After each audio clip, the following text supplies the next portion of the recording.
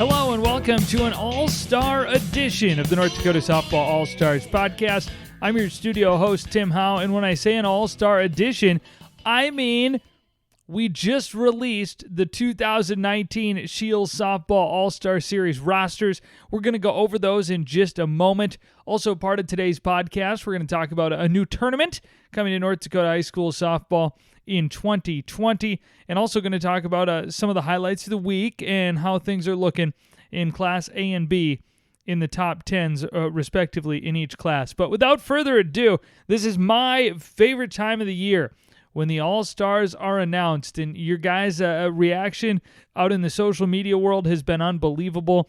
And this event's getting bigger every year. Looking forward to the third annual, June 3rd in Fargo, June 4th in Bismarck, for the first time in Bismarck, as we go out west. But let's get to it, starting with the East for the first time, and I'm going to go in numerical order here, as assigned to their jersey numbers for the 2019 Shields Softball All-Star Series. For the very first time, the Thompson Tommies have an All-Star in the form of outfielder Carrie Nisler.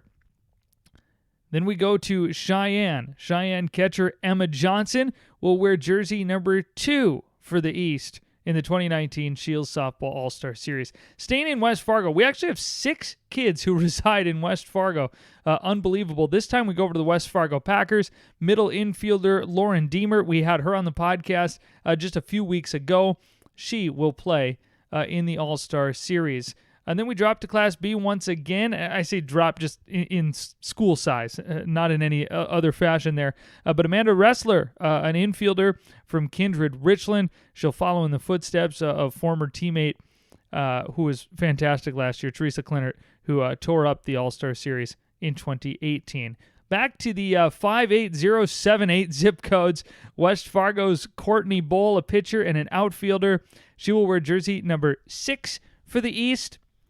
And then into Class B once again, Central Cass standout Lexi Boer, who we had on the podcast last week, and we also announced officially that she was an All-Star there. Back to the West Fargo land again from Cheyenne, a very good pitcher and an infielder in the name of Kylie Washneski. She will wear jersey number 8 for the East. Heading to the west side of the East region, and a couple of Valley City Highliners. Left-handed pitcher, power left-handed hitter Becca Thompson will wear jersey number 9, and jersey number 10 will be her teammate, outfielder, and future Valley City State University Viking Grace Shear. Back into the Fargo zip code, but from Shanley, it's Gabby Nelson, first baseman committed to St. Cloud State University. As I'm adding in some commitments here, I realize that I'm not going to mention all of them because I didn't write all of them down, but they are all available. You can see all of the kids that we know that are committed over at ndsballstars.com. Back to Central Cass, wearing jersey number 12 will be Peyton Richter, another good pitcher and an infielder there for the Squirrels. Hillsborough Central Valley has an All-Star for the 3rd consecutive year. Her name is Nicole Hurt, and she is a first baseman for the Burros. And then rounding out the East region on the side of the players is Shanley's, actually an Oak Grove student, but Oak Grove is part of the Shanley Co-op for softball, Elena Linster. So just again to run through them, Carrie Nisler, Emma Johnson, Lauren Deemert, Amanda Ressler, Courtney Bowl, Lexi Boer, Kylie Washneski, Becca Thompson, Grace Shear, Gabby Nelson, Peyton Richter, Nicole Hurt, and Elena Linster. Those are your 2019 East All-Stars for the Shields Softball All-Star Series, and they'll be led by co-head coaches Matt Chandler of Thompson and Mark Woodbury of Cheyenne. Well, now that we know the East rosters, there's nothing else to do but look at the West rosters, and it starts with a pair of twins from Dickinson who are both going to stay home and play at Dickinson State. A couple girls that we had on the podcast a month or two ago here.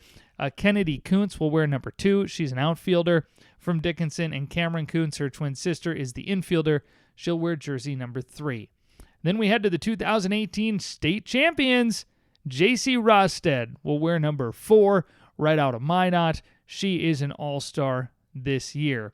A couple from Bishop Ryan. The first one is pitcher infielder Sydney Lovelace. She'll wear jersey number 5. And how about this? For the very first time, out of Beulah, it's catcher and outfielder Phoebe Garman. Rachel Mischel as we head back into the Bismarck area, or for the first time into the Bismarck area. There's a few of them. Mischel from Century. We have Erin Thompson from the Wilton Wing Co-op, center fielder and infielder, or catcher and infielder, that is. She'll wear number 8. Number 9, originally from Dickinson, played some time in Dickinson, now in Mandan, senior first baseman Lauren Gangle. She hit a grand slam against Fargo North just the other day. Wearing jersey number 10, for the first time from Washburn, we have an all-star with middle infielder Lexi Kulzer. We head back to Bismarck. This is where we head back to Bismarck with Kaylee Weigel, second baseman from Legacy, a very fast player, a good slap hitter there for the Sabres. Staying in Bismarck this time, Bismarck High, pitcher, infielder, a good one here in Lakin Stork. She'll wear jersey number 12 for the West. Mentioned Bishop Ryan. Wasn't kidding. Here's Bishop Ryan again. Shortstop Sealy Rovig will wear number 13. And rounding out the West All-Stars, number 14, another kid from Bismarck, it's Maddie Steckler. So again, running through your West 2019 Shields Softball All-Stars, Kennedy and Cameron Kuntz, J.C. Rosted, Sydney Lovelace, Phoebe Garman, Rachel Mischel, Erin Thompson, Lauren Gangle, Lexi Kulzer, Kaylee Weigel, Lakin Stork, Sealy Rovig, and Maddie Steckler. This team out of the West still looking for their first win. They're 0-4 all-time in the Shield Softball All-Star Series. They'll be led by co-head coaches Alec Groth from Bishop Ryan and Kevin Ziegler from Bismarck Century. A fantastic group, 26 All-Stars. For the third year in a row here, there were about 45, 50 names in the final ballot from the nominations from coaches around the state, and there are your 26 names for the 2019 Shields Softball All-Star Series. And since we're talking about the end of the 2019 season, as this wraps everything up on June 3rd and 4th, why not spend a minute here to look ahead to 2020? Something that we've been talking about for a long time is this high-class tournament.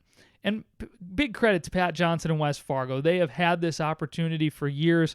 Weather has derailed it from time to time.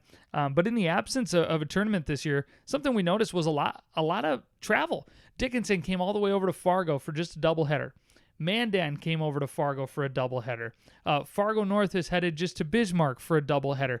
You got a lot of this now with the conferences the way they sit. Teams are able to mix in some non-conference games. So we're excited that now less than a year away, May 1st and 2nd of 2020 at the North Softball Complex in Fargo, or just north of Fargo, between Fargo and Horace, we will be hosting the 2020 Mid-Season Madness Tournament presented by the North Dakota Softball All-Stars. Here's the deal. An invite is going to go out next week. Invitational is used loosely here because we are inviting every single team in the state of North Dakota. If we get 50 teams, we're going to be overwhelmed, and we're going to have to figure out how that's going to work, but that would be just fine. We know there's a lot going on, and we wanted May for a couple of reasons. It really hits the midseason mark.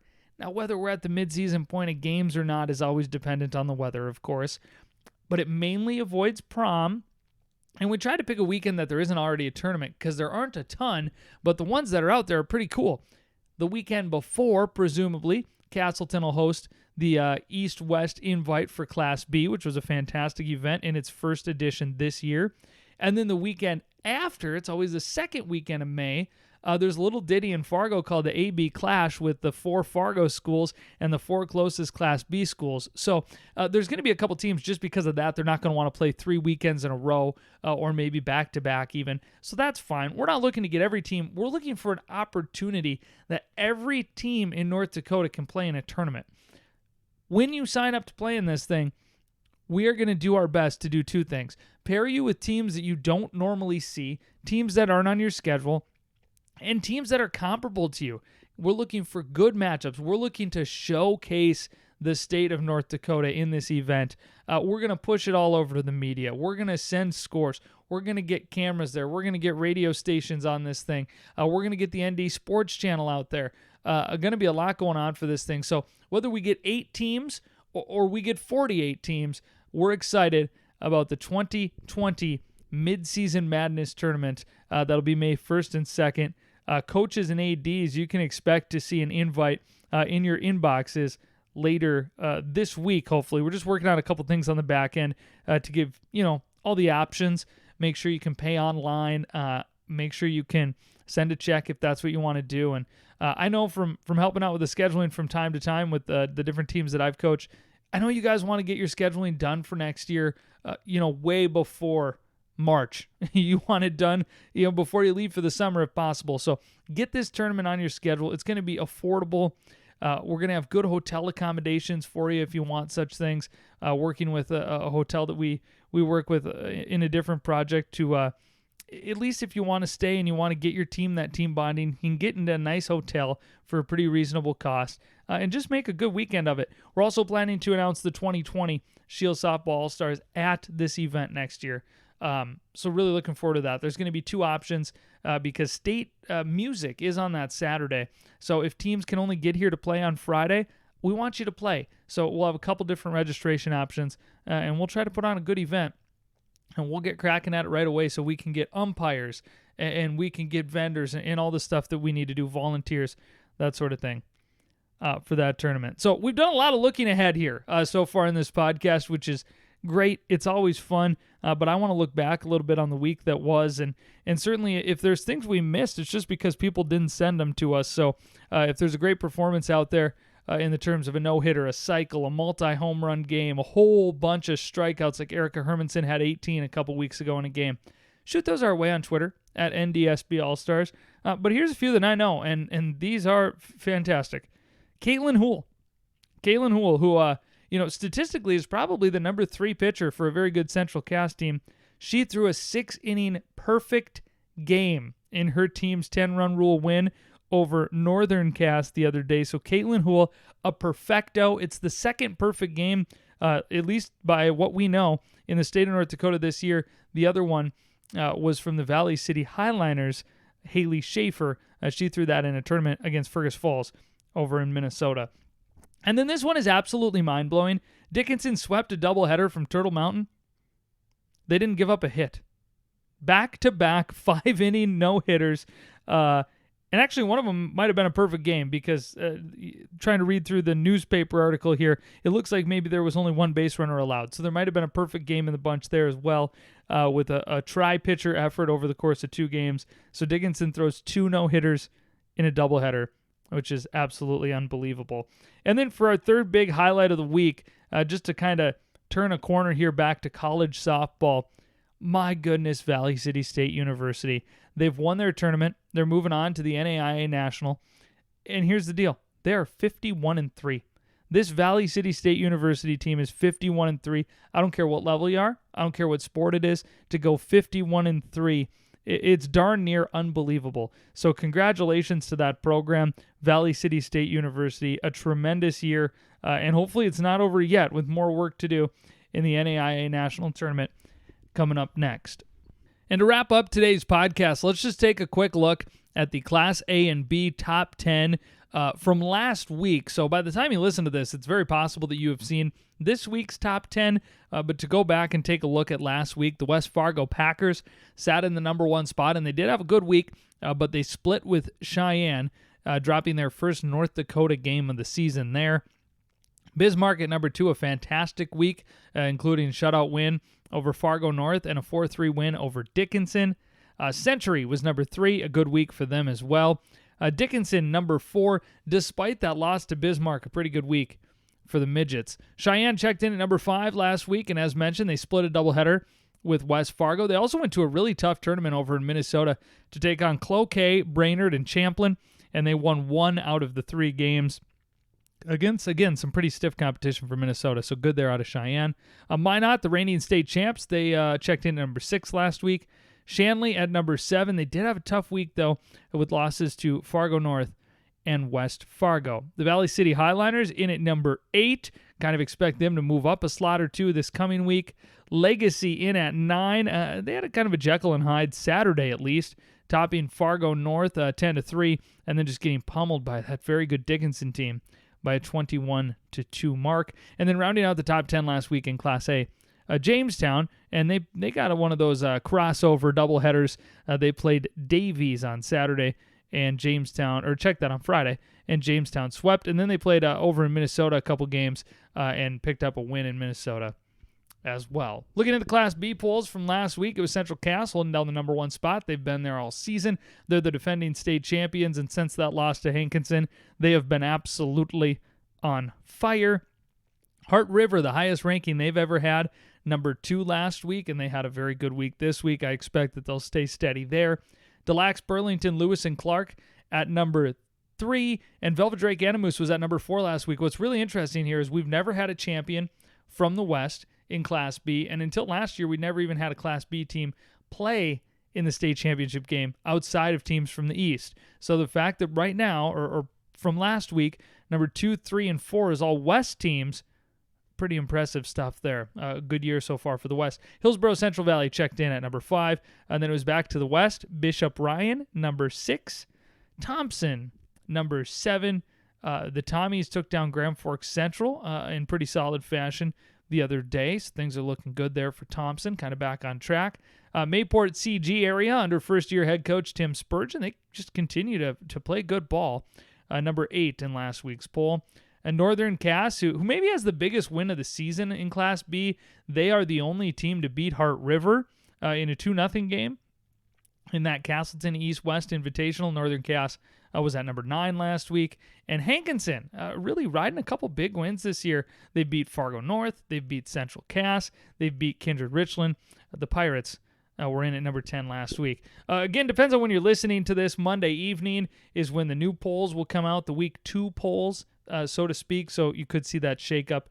If you're listening after that and you haven't seen the polls, check out our Twitter account at NDSB All-Stars, or check out our Facebook page. You can also search NDSB All-Stars there, or our website is ndsballstars.com, and of course it's posted there as well.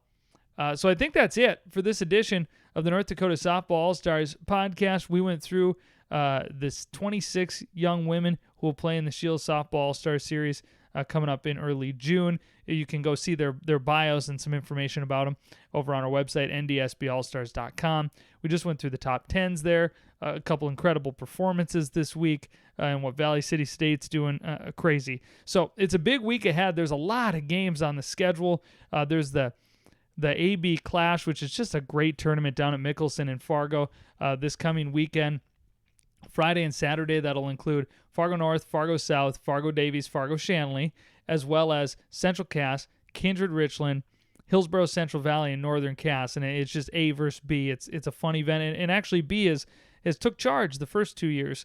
We'll see how year 3 goes coming up this weekend. It'll be fully documented next weekend as well. And on top of all the high school softball, the Summit League tournament is in Fargo. The Bison are hosting once again. They're the 1 seed once again, and they'll start their play on Thursday, taking on either South Dakota State University or the University of North Dakota. Well, I guess I lied a couple minutes ago when I said that's it, but now I think it really is. Time to put a close to this podcast. My name's Tim. I'm your studio host. Appreciate you listening. Have fun this week. Hopefully good weather for you to get in some softball games and to watch some softball games. And we will talk to you again next week. Thanks a lot for listening. Take care.